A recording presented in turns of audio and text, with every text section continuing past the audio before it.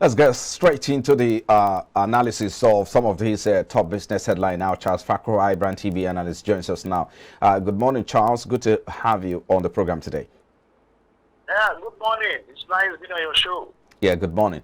Yeah, let's get started straight away. The Lagos Chamber of Commerce and Industry is also lending its voice to, of course, the removal or suspension of the removal of subsidy, which happened last week, as announced by the National Executive Council there. So, talk to us now that we're beginning to hear or get feedbacks from some players in the industry. How much more important should we begin to discuss this, postponement? Yes, like I said, it will continue to be in the public domain because people have already made up their mind. People are already prepared that subsidy will be removed, by June. And getting that kind of postponement or suspension, as the case may be, might not be too good for some people. But however, the local Chamber of Commerce and Industry they are saying that that postponement or suspension is going to affect implementation of the PIA, that's the Petroleum Industry Act, which has already been signed into law. However, one of the provisions of that act is saying before you deregulate, then that means subsidy must be removed. And if you have not removed subsidy, then it becomes impossible to implement that law. So it is going to be a much more, that is delay again in implementation of the PIA. So that is the concern of that Chamber of Commerce. I also share that concern because government should be seen to do things that for the benefit and interest of the masses. So yes, we agree that it's a need for this suspension because the new government that is coming in, and of course they need to sit down together and harmonize everything. But again, I will still put the blame back on the outgoing government. Maybe we should also begin to should start talking about amending the PIA, because if we suspend the removal of subsidy, it means that we need to start looking at how to amend some of the provisions in the PIA. Otherwise, we'll not be able, because that's quite a lot of implications for this. There's multi implications to this development. So, what do you think? Yes, I agree. You see, it's so funny. You have a law, you have not even started implementing to see challenges, you just want to amend again. Yes, I agree with them. If that is what will take us to implement PIA, then let us go for the amendment so that we can begin to implement PIA. I agree with that. But again, you know what it takes. This National Assembly, the 9th National Assembly, is about living. And we don't want them to do anything in a hurry. And at the end of the day, it becomes a problem, So, yes, if it is possible, let the PIA be amended so that it can be implemented. I agree with that. Okay. All right. Let's talk about the next story, which talk about the strike action. Of course, the warning strike action that was embarked upon sometime 2 weeks ago by the aviation union workers. It looks like talks is ongoing about that, but we're going to see how that will play out this week or next week from the meeting that was scheduled. There's a meeting scheduled for May 9 to discuss the entitlements and the working condition of this union. So talk to us about this. What should we begin to expect of this? Yes, thank you very much, Frank, for that question. You see, the aviation workers or union per se have shown maturity. Now, it was been told on the 9th we are going to have a meeting to regularize everything. And you can see it is all the unions that are involved. They are all listed there. So we must give the union officials kudos for being very mature. They are on the part of government now. Of course, they said they had a virtual meeting with the Minister of Aviation. Please, the government side, they should meet their own part of the bargain. if the workers have decided to say, yes, we're going to shove our strike because we are going to resolve this in by May 9. So we believe that once the two sides have come to an agreement like this, let each side do its own part of the bargain so that we have an aviation industry that is strike free. So we're appealing to the government side now, so please be honorable and agree to what you have already told the workers so that travelers like us can have a very free trip wherever we are going within and outside the country. Okay.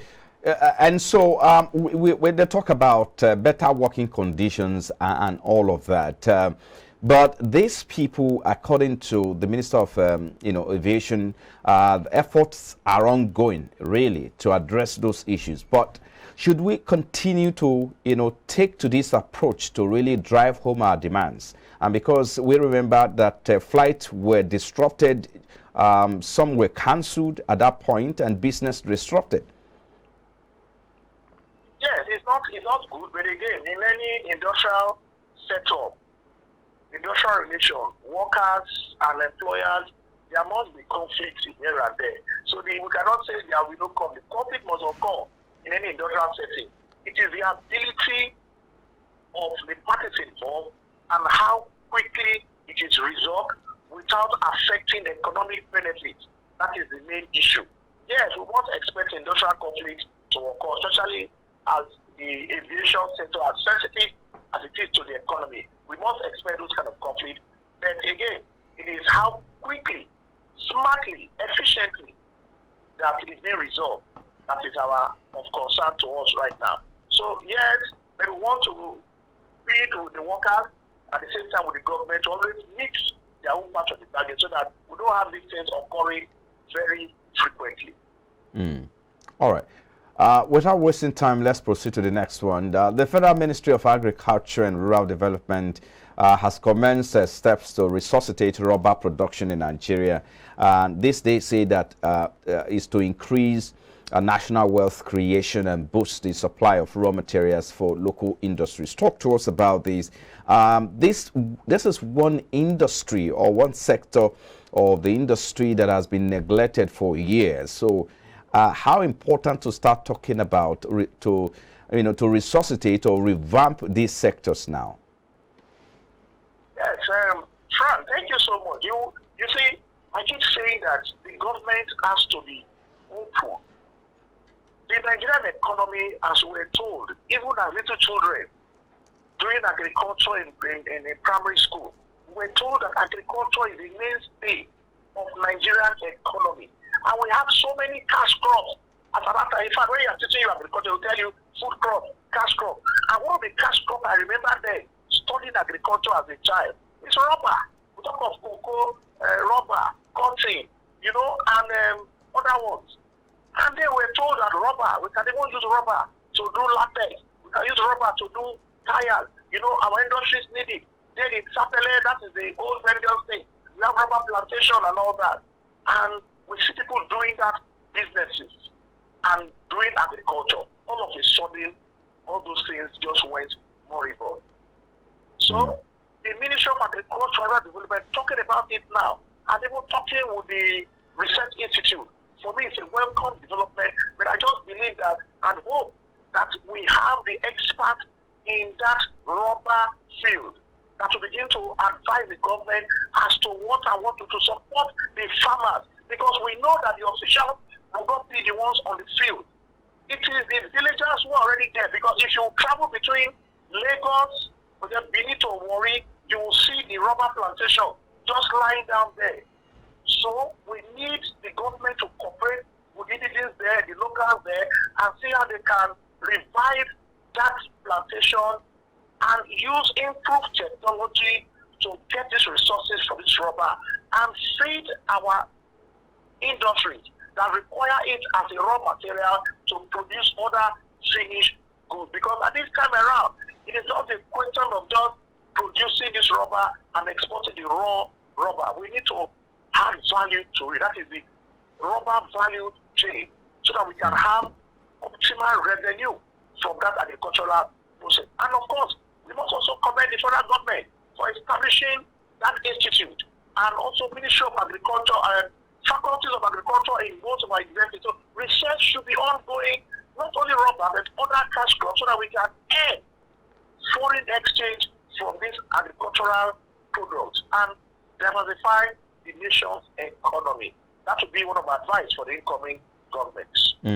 And talking about agenda for the incoming government, if you look at the statistics we have here, the highest of rubber export around 2012 was around 10 trillion US dollars.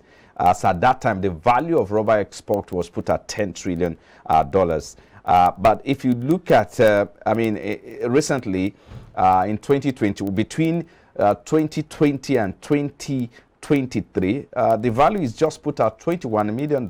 That means we have lost a lot of, opportunities or market here. So the question I want to ask really is, how do we open up the value chain? There are quite a lot of opportunities in this sector, but the negligence of the government and, of course, investors in this sector really, it shows that we really have forgotten the opportunities in this sector. So talk to us about the value chain and how the incoming government can prioritize, opening up this sector for opportunities. Yes, you just said it, Frank. Negligence. Because agriculture is our mainstay. So why don't we just forget about agriculture and we're all depending on the crude oil? Agriculture is what we should be talking about. And I must tell you with confidence that in Delta states or this Edo Delta state today, there used to be a increasing and a prospecting rubber industry. I knew the locals at that time that were involved in this rubber plantation, and they were doing very well. But of course, at that time, they were using some kind of crude technology. So now that we have a research institute, we have faculties of agriculture, virtually in those two states. Then we have faculty of agriculture. I want to employ and urge those researchers in that agricultural faculties to do more research on this rubber plantation and see how they can make it, commercialize it, and make it easy for investors to come and invest. Investors are waiting and looking for opportunities. But the government was created an enabling environment for them to come and put their money in agricultural products. And if they see they have done their own work very well, they see that yes, it's a prospect, they can make some money from here. Of course, you will see local investors, domestic investors coming to invest in rubber plantation, and at the end of the day, government is also making money. So for the incoming government, my advice would be prioritize in terms of agricultural research, especially for rubber plantation. Well said.